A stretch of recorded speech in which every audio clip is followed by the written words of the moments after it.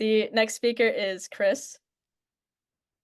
Yeah, so as you recall, I'm on the portfolio management side at Brown Brothers. So I'm on the investing side of the business, but my career path to get to this spot is probably a little bit atypical for a lot of other people that are in this business. Usually the large banks, they'll recruit people straight out of college, have them into an analyst program the first couple of years, and then eventually transition over to an investment program. I actually went to Binghamton undergrad. A lot of the large investment banks and investment managers, didn't really recruit at Binghamton for this type of role. So I actually started out on the technology side in the financial services industry. So I was working in the financial services industry for the first few years of my career, and then I really wanted to get on the investment side. So fortunately had the support of a very good manager that I was working with at JP Morgan that helped me find a spot on the investment management side. I started on the trading desk, call it around early 2000, and then been in the investment management business ever since. Dennis. Yeah, I think my career path is relatively a little more straightforward as well. I got my internship at Axon the summer after my junior year in college, and then I got hired back on after my interview, and I've been there ever since. So it's been like 7 or 8 years. Yeah, I started off in a sort of rotational program that they had, which is part of what drew me to the company. So I got to try a little bit of some various engineering roles in the company. So I spent some time in R&D and manufacturing and like sustaining engineering. And now I'm in automation engineering and have been in that for the past 3 or so years. So yeah. Awesome. Well, thank you guys so much for those answers. The next question is a little similar, but more emphasis on the second part. So what initially drew you to your industry, and how has your perspective on your industry changed over time? So we can go back to Chia. Yeah, I think my passion for entering into the industry is always because I enjoy eating food, and having good food is always the reason why people get together and sharing ideas. So I think that overall ideology is important to me, and that is core to my value. And my initial thought was opening a restaurant. This way, in case my day job does not work out, at least I won't starve. There's always a place for me to eat and to support my friends and families. And I never imagined the journey to continue beyond the first restaurant. But after you open the first restaurant and you understand the operational flows and the opportunities as well as the challenges, you start to develop this passion and almost like addiction to try something new. You can take the same structure and format and replicate it in different geo, serving different clientele by creating and innovating new food, right? And that experience and journey is very different, from what I do day to day. For my day job, I focus a lot on numbers, but for a restaurant, you have to really focus on the human aspect of serving your customers and understanding what they want, and to constantly innovate and evolve yourself as well as your business in order to survive. As everyone know, restaurant industry is extremely competitive, and therefore you need to start thinking about what happens not next week, but how will this industry and how will your operations and menu change over time as the different taste for your customers evolve over time. So, for me, my perspective has largely remained the same, which is always understanding how to best serve your customers, whether it's through food, customer service, and really know your market. Insanely cool. Next is Fernando. Yeah, so I think I briefly touched upon kind of what motivated me to do what I do. I can kind of elaborate a little bit about kind of what I think about software engineering in general. So before being engineer, or even before taking up computer science, I always thought it was pretty cool to be able to make something tangible out of nothing, which is kind of what software is. Um, Unlike hardware, where the development life cycle is much longer, it's very costly to test. Software, it seems like you have an idea, you drink some Red Bull, and in a week you could probably experiment and get some data on your hypothesis. That was very interesting and unique for me, and I think that's a large part of what drew me to the industry and to the art of writing software. Uh, of course, reality and expectation often don't match. So I think once you start working, you start to understand the real world. I guess consequences, impact of working on software, especially working with people in software. And I think that's my perspective has changed the most about the ways of working. When I first start, I would assume that, hey, if you're good at writing code, if you have good ideas, the product will speak for itself, the tech will speak for itself. But when you combine software with business, that's kind of when everything changes. When you build software in a large team, the dynamics of writing software is very different. The problems that comes up is also very different, and software engineering becomes more than just writing code at that point. I think now I would say I write code maybe like 50% of the time, and it's the easiest part of my job by far. Kind of thinking about the business impact, translating business requirement to software requirement, working with people across various aspects of the industry, not just other engineers, but like designers, uh, lawyers, even, and also trying to keep up with like regulatory stuff, especially AI has been changing so fast. It really challenges my previous conception of what it means to be an engineer. So yeah, that I would say that's probably like the biggest change over time, and it has continued to change. And I feel like I don't know. I've been working for a while now, and every day I go to work and I'm still excited because I feel like, hey, I'm just starting, and I have so much more to learn. So that's like kind of what keeps me going. Oh. That's beautiful. Next is Emily. Yeah, so I think I mentioned it earlier, but like really what drew me to medicine to begin with is sort of like a enjoying science and wanting to apply that knowledge to help people. And I think for anyone who is on this call who's interested in pursuing a reason in healthcare, I'm sure that's sort of your baseline reason as well. And I think as I'm now in medical school, as I sort of have done different careers and worked in different settings, I think what sort of had added to that answer of why I want to be a doctor is really also sort of like the problem solving aspect of it, the ability to work with my hands, to be part of a team, to have access to different parts of health, to have the expertise and the credibility to work in different parts of the healthcare system. And I think related to that is really, and that sort of is related to what's really changed about my perspective in medicine. I think when I was pre-med, it was really easy to think that to be a successful doctor, you just needed to know your science and be able to talk to patients. And I think once you go into medical school and once you become a doctor, you quickly realize that's not true. In order to be a successful doctor, you also have to be able to work with, I don't know, insurance providers, healthcare management, things like that. And there's just this broader healthcare ecosystem that can fundamentally change the way you treat patients, right? Like how Medicaid or Medicare reimburses for certain procedures is going to actually impact what I recommend, what I will recommend for a patient. And so these things all will affect how I treat a patient. And so I think that's really the biggest thing that has changed over time for me. God, that's very multifaceted. And next is Chris.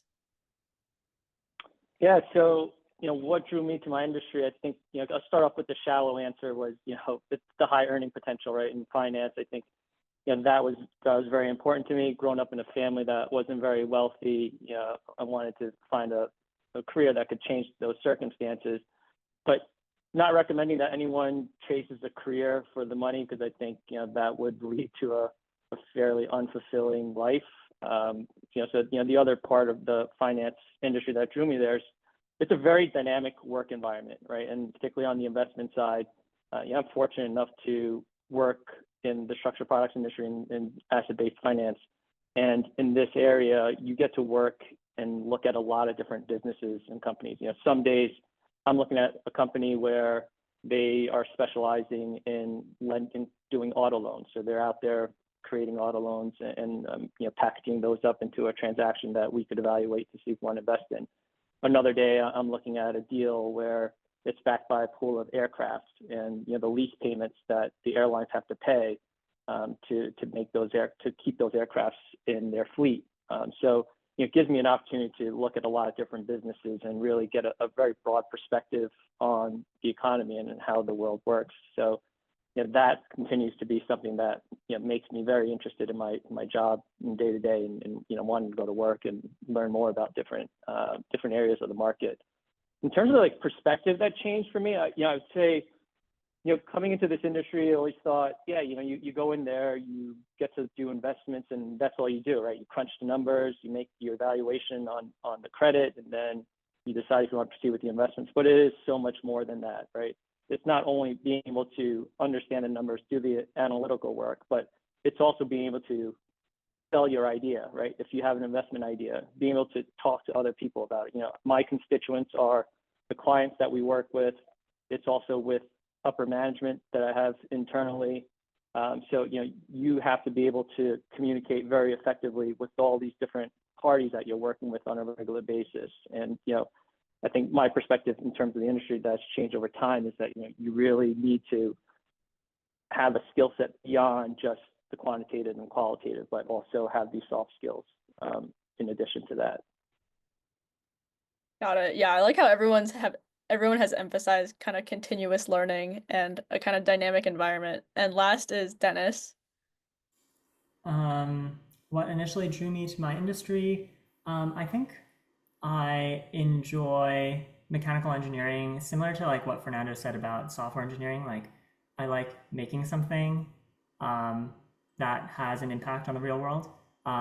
In my case, I prefer the hardware side because I feel like you make something that's ultimately physical, and I like the physicality of it, the sort of hands-on type. I'm not really a Lego fan, but it's kind of like putting Legos together. It's satisfying in a way. And how has my perspective changed over time? I think I would probably echo some of what Chris said about developing your soft skills. The engineering, I think is obviously also continuous learning. I think you pick up on that pretty naturally through school and then through your career. But just from what I've seen working with other people, some of whom I've enjoyed working with and some whom I haven't, working in a team and working well with others is pretty critical. Awesome. And the next question is, this is my favorite one. How do you see your industry evolving over the next 5 to 10 years? So we can start with Chia.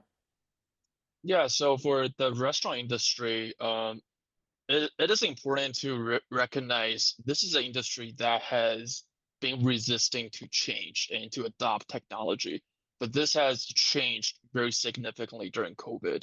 And that was a time when a lot of restaurants started to think about increased adoption of using technology to optimize their pricing, operation, labor management. So I think over the next 5 to 10 years, as the older generation of restaurant owners migrate to the younger generation who are more tech savvy, I anticipate to see increasing adoption of technology across both front of house and back of house to really optimize the profitability of individual units. I mean, historically, they have this perception that restaurants is extremely low margin business, and that's the reason why many people might not want to enter into the industry, but I do believe there's a huge opportunity in this industry in terms of using technology to transform the day-to-day operations of the restaurants. So therefore, I do see, this industry to become a lot more profitable as, technology is being utilized. Another aspect I think is important to highlight is the importance of the digital channel, using different social media channels to engage and to communicate with your customers. Um, this is something I see every day, which is, the influencers, the KOLs, they're becoming more and more important. And I think for restaurants, it is important to recognize how to effectively utilize different marketing channels to build awareness, because the reality is having good food is no longer, the reason why you differentiate. It is more of a requirement. And now the next step is how to use technology and digital channel to increase your awareness, to optimize your operations. And end of the day, how do you improve both your top line and bottom line? Definitely. My reels are filled with so many different restaurant influencers. Next is Fernando. I'm sure this will be an interesting answer with Sui. Yeah, I don't think I'll be qualified to say the next 10 years or even 5 years. I feel like software and AI changes at a pace I've never really seen before. So maybe like the next 2 years is probably like a reasonable attempt to forecast things. Uh, so I think if we look at so I work in robotics, which is like intersection of physical and uh, digital AI. So I can talk about like the two aspects of this. I think digital AI, we're already seeing like an arms race happening, and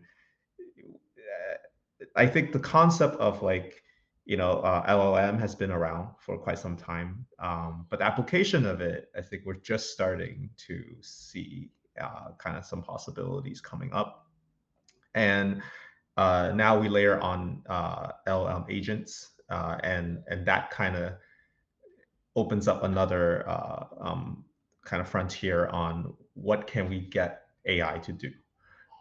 And so even the definitions of like AGI, or artificial general intelligence, is like up for debate, and it's pretty loosely defined. Some people say, oh, it could happen in the next 5 years, because their definition is that AI can now can replace human to do reasonably intelligent tasks end to end. But then the other side of the definition is, oh, AI can think. That I don't know when. I don't want to take a guess.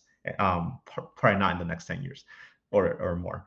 So if we look at the former definition of like replacing human to do um, uh, intelligent task end to end, I think that is very, very much possible in the next 5 years. And we're kind of already seeing that. OpenAI just released a PhD research level AI for $2,000 a month or something, which is kind of crazy. But over time, as we open source more and more, as the compute becomes more efficient and more cost effective, the use case is going to come up more and more, to a point where I foresee that we will soon be able to run end-to-end LLMs natively on cell phone devices without internet connection. And it could be very power efficient and resource and hardware efficient. And when you're at that level, that means everyone, including like a middle school who just got their first phone, has the full capability to do generative AI on pretty much anything, image, text, speech, and has the power to search all of humanity's knowledge and be able to synthesize things to their whim. I think that is the possibility. Then the other end is, how do you regulate that? How do you actually make use of that to bring value to society with that? So I think that is a big concern that I don't think uh, we're quite ready, and we don't have necessarily the right frameworks in place, both at like the the government, like federal level, or even at like kind of the private sector level. Like I think corporations probably the first one to be able to put in place some framework on how to actually use something like this efficiently.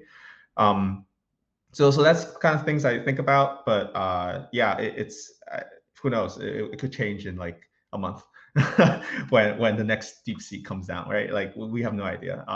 Things are just moving so fast.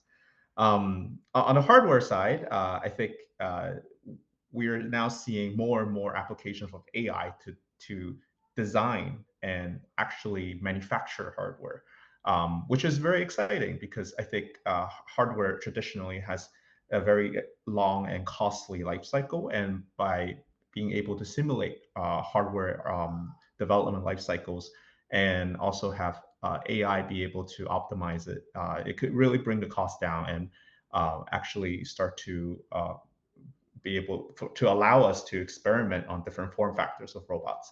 So we're starting to see like humanoid robots. We're starting to see like robots in different applications, such as like restaurants. In military has been like the first customer of robotics, but I would love to see it go beyond that, like so like domestic helpers and stuff like that.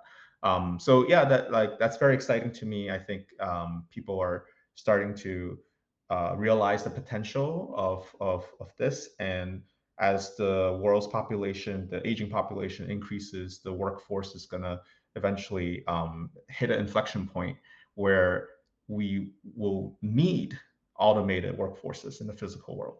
And I think that's when the robotics will become like a commodity that we will demand. But I don't think that's 10 years. I think that's much longer. So I think we're just kind of building towards that for now, just kind of preparing us for that possibility. But yeah. Got it. Yeah, there's a lot of crazy stuff happening in that field. Next is Emily. Yeah, so I think medicine as like a way of treating patients, I think a couple things that I think might change is just like, more AI and automation involved in treating patients, like using that to, using those tools to diagnose patients. Also more personalized treatments, so thinking more like immunotherapy for cancer treatments, cell-based or CRISPR-based, type of therapies.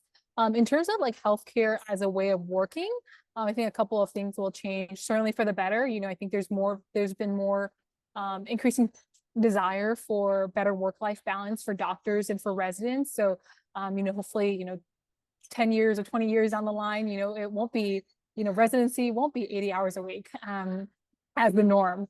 So there's definitely a progress towards that. I also think there's definitely a little bit more like telemedicine use, so that's very helpful. And I think also like on the more negative side, there's also a little bit more like I would say corporatization of medicine. So a lot of bigger hospitals are buying up smaller clinics and things like that. Everything's sort of becoming integrated, so you don't have as much truly private practices as before. And then related to that is also like from a doctor's perspective, at least, there's also like mid-levels, so things like nurse practitioners and physician assistants taking on more roles, and things like that. And there's pros and cons to everything, but I think those are some of the biggest trends for the next 5 to 10 years. Really interesting. Next is Chris. Yeah, so it sounds like the common theme here is technology and AI, and it's kind of no different in the financial services industry. Obviously, AI, I think, is going to have a pretty large impact. It's already starting to have its impact in our space. We are starting to integrate that a little bit into our investment process now, right? So, in the past, where if we had a whole bunch of data that we're trying to analyze, and we would have one of the analysts put all the data into a spreadsheet and run different regression analysis on that to get the results that we're looking for. Now we could just drop the data into a ChatGPT or whatever your preferred AI platform is, and just request the information that we want, and they could the AI platform could process that information for you. And there's so many different other applications that I don't even think we know yet, that I think it's gonna still to come in the space. Another application that we've had to using AI also is just let's say reviewing quarterly reports, right? That gets published. We could drop that into a ChatGPT, tell the AI platform to, hey, let me know what what commentary they had about earnings outlook, or what their loss expectations are for the next few quarters, right? And just rather than us a human going out there doing a find on a Adobe Acrobat PDF file and search for that information. You know, it could spit all that out for you. Now, I'm not suggesting that you kind of throw out your statistics books and, you know, give up on reading comprehension. I think that's still all pretty important, but, you know, it is definitely something that's going to be able to enhance the way we work going forward and really help us work and use our time more efficiently. Really interesting stuff here. Next is Dennis. Yeah, so I'll be speaking on, I guess, the manufacturing industry as a whole. I don't know, maybe I'm like short-sighted, but I don't really see the industry changing that much like technologically in the near future, only because the industry moves just historically very slowly. We have had AI solutions on the market for like factory management for, I don't know, maybe at least the past 5 years. And I would say that the integration of it is very challenging still. It can only process the data that it can ingest, right, from the physical world. And so I think that is a major limiting factor for implementing AI more thoroughly in the manufacturing industry. I think more so than technology, maybe geopolitical factors could affect the industry. Are we going to bring more manufacturing back to the US? And is that going to add more jobs? Or are we going to continue outsourcing to other countries? And then are those countries going to change that we outsource to? That seems like maybe a more pressing change. Yeah, I've seen a lot of that in the news as well. We're gonna skip this fourth question just to have time for the breakout rooms and audience Q&A. So this will be the last question from me. What are the most important skills for someone looking to break into your industry and some common misconceptions about your industry? So kind of similar questions. Actually, they're not very similar, but you can kind of combine them. So we'll go to Chia. Yeah, I think to do well in the restaurant industry, you need to obviously work long hours. You need to quickly react to different changes. For example, if one person does not show up to work, how can you quickly solve this issue by managing and reshuffling people's schedule? So being able to communicate and to manage labor is extremely important. And sometimes you need to combine numbers with the human aspect. And I think that is a super important skill set in order to do well in the restaurant industry. Oftentimes, if you focus too much on profitability, you might be compromising, the pricing or the margin or the customer experience. But on the other hand, if you focus too much on only delivering good experience to your customers, you might not have a profitable business. So constantly rebalancing your priority in a given day, given month, and through different seasons, I think is important. You always need to use data to forecast how to position your menu and how to better serve your customers. In terms of the most common misconceptions, I before I entered into this industry, I thought you need to be a foodie. You need to know a lot about how to cook to open a restaurant. But over the past couple of years, I realized this is not a requirement. After 6 years of opening restaurants, my cooking skills is still very basic. I did not see any improvement. I think as long as you have a passion, you have the skill sets you need to manage a business, and you find really great partners, it is definitely easy and doable for anyone to enter into the restaurant industry. Awesome. Next is Fernando. Yeah, so in terms of important skills, I think I'll just touch upon one that I think has worked for me and others that I've seen that I think made them good engineers. And that is curiosity. And so I think, when you're tackling difficult problems and you run into issues, it's easy to ask for help, throw into ChatGPT, hey, fix this for me, and then move on, kind of get your job done.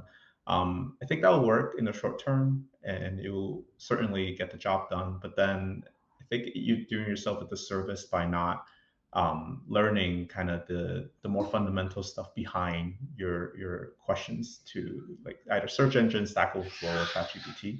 So being able to be curious about the problem at hand, looking past just the problem, try to understand the motivation of like, what are you really solving here? Why are we solving this? How are we solving this? What are some other options that are available to us? And then dig into the solution that ChatGPT spits out, because it could just be one of many solutions. And you want to you want to use it as a tool for critical thinking and not as a crutch. And so I think that has helped me and also many of my peers become successful over time. It probably wouldn't be as fast than just relying on ChatGPT all the time, but I think it will certainly build a more fulfilling career. In terms of common misconception, I think for me personally, it's something I have to constantly remind myself is that software engineering is not just software. I have to interact with so many different people. I think others have alluded to that as well. So being able to work cross-functionally, kind of take yourself out of, take off your engineering hat and put on a PM hat sometimes, or put on a customer service hat sometimes. And that will greatly enhance your day-to-day job, because that gives you perspectives that you normally wouldn't really think about if you're just in front of a terminal all day. Yeah. Love that. Next is Emily. Yeah, so I think like really the sort of the most important like soft skills that you can have, like choosing to do a career in medicine, is really not, I don't even think it's hard work, but just being self-motivated, right? So being willing to push yourself to achieve your goals, mainly because, I sort of alluded through this throughout this whole panel. It's like medicine is a very tough job, and it's one that takes a long time to really just even get the job. Like you're going through college, then you have medical school, then you have residency. There's a lot of like things along the way that's going to try to stump you, and you have to be able to be self-motivated, to push yourself to study, to push yourself to get through these hurdles in order to ultimately become a doctor. And I think one of the probably the most common misconception is that it's like a job that pays well. It definitely is a job that pays well once you're a doctor, but like I said, there's 10 years to that. And so, by the time you are a doctor, your peers probably have families and homes and things like that you won't have for another 5 years, maybe potentially even longer if you have loans, medical school and college loans to pay off. So it's from a financial, do not go into medicine for the money. That is, do not do it. You have to really enjoy the job of being a doctor to be a doctor. Do not go into it for the money. Please don't. That's scary. Next is Chris. So I would say one of the more important skills, and I think it's a given for any investment job, is that you have to have the quantitative ability to and be good with working with numbers. But I think what is kind of underestimated is, like I mentioned before, the ability to work with other people, be collaborative, and be able to communicate effectively. Right. That's, I think it's a very critical part of your job in this industry. When you first come into this space, that communication part may not be as important, but if you really do want to get ahead later on in this industry, I think that's going to be a critical part, because like I said, it's not just about you. You're working with a team, and you're working with a lot of different people in the organization. So that's really important in terms of knowing how to work with other people and speak with others. One of the common misconceptions, I would say, some people come into this space thinking that it may be kind of a get rich quick type of situation, and I would say it is not that. A good investment manager, you build a track record over time. It takes time to build that track record. You're trying to build a steady, consistent return for your clients, right? So, you really need to kind of hone your skills and really develop at that over time, and be able to deliver that type of return, that type of performance. You have to dedicate a fair amount of time to this business to really want to grow and accelerate your career here. Got it. And last is Dennis. I would say important skills for manufacturing engineering in general, or maybe just like consumer products, I would say is to be well-rounded. I think that has probably a lot of benefits to whatever industry, but I think especially for mechanical engineering, very rarely are you just designing like a brick. Like it has to do something. There are electrical components, there are software parts, and even like the clients or even your managers will care if it looks good, even though it doesn't have maybe any impact to the functionality. And so it helps to maybe know a little bit about everything. That way you can integrate your designs better with the project as a whole. Awesome. Thank you guys so much for that. Just for the sake of time, I'm gonna skip over this audience Q&A and we can go straight into the breakout rooms. So if you guys have questions for them, you can ask them in these breakout rooms. So let me start that right now. Thank you all for coming. That's everything. Thanks for hosting. I'll Thank send, you, Emily. yeah, if the speakers are fine with it, I'll send your contact to the attendees so they can reach out. Okay, I think that sounds good with everyone. Okay, thank you all for coming. Bye. Thank Bye. you.